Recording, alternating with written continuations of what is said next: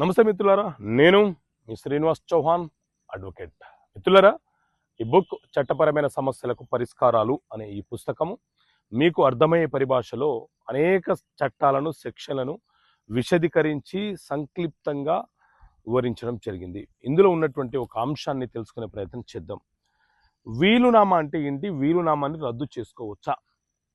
వీలునామా అంటే ఎవరైనా ఒక వ్యక్తి తన కష్టార్జితంతో సంపాదించిన ఆస్తిని తన తదనంతరము ఎవరికి చెందాలో రాసే ఒక పత్రాన్ని, ఒక డాక్యుమెంట్ని వీలునామా అని అంటారు.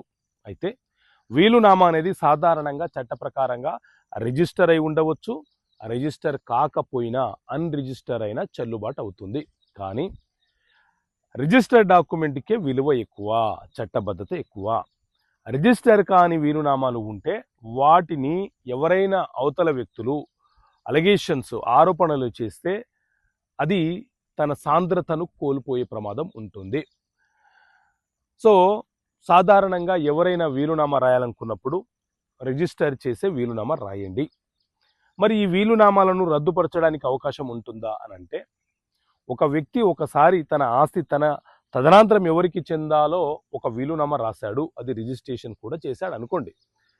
అతను తిరిగి ఆ వీలునామాని మార్చాలి, రద్దు చేయాలి అనుకున్న సందర్భంలో మొదటి వీలునామాను రద్దుపరిచి, అంటే రిజిస్ట్రేషన్ జరిగి ఉంటే రిజిస్టర్ ఆఫీసులో ఆ వీలునామాను రద్దుపరిచి తిరిగి రెండో వీలునామాను రాయాలి.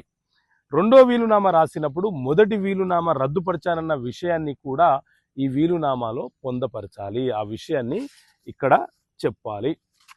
ఇలా వీలునామాను ఏ క్షణంలోనైనా, ఏ సందర్భంలోనైనా వీలునామా రాసిన వ్యక్తి రద్దుపరుచుకునే అవకాశము, హక్కు అతనికి ఉంటుంది. సొంత ఆస్తులు మాత్రమే వీలునామా రాయాలి. పూర్వీకుల నుంచి వచ్చిన ఆస్తులను వీలునామా రాయడానికి అవకాశం లేదు. అలాగే భర్త తదనంతరం భార్యకు ఆస్తి వచ్చింది అనుకోండి, అది పూర్వీకుల ఆస్తిగా మారిపోతుంది. ఆ భార్య తనకు 2-3 కుమారులు ఉంటే ఒక కుమారుడికే వీలునామా రాస్తా అంటే అది చెల్లుబాటు కాదు. ఎందుకంటే ఆమె ఆస్తికి హక్కుదారురాలు కాదు. ఆమె కూడా one of the share holder మాత్రమే.